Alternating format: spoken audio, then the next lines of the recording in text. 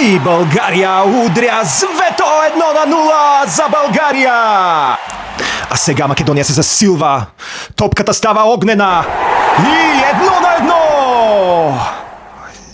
Има някакъв спор между футболистите. Май се карат, чия ракия е по-вкусна. Дали македонската или Не, всъщност се карат кой е измислил ракията. Ето сега се карат и за шопската салата.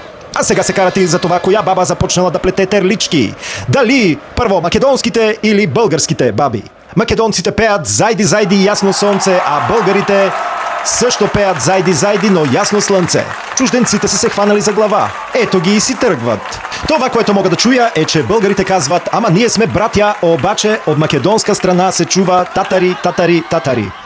Българите вече се ядосаха и казват: "Какво правите на запад, северно-македонци? Ай, тук стана голяма. Братята се изпокараха". Това е типично за една балканска фамилия. Ако не се скараш с роднините, с кого ще се скараш?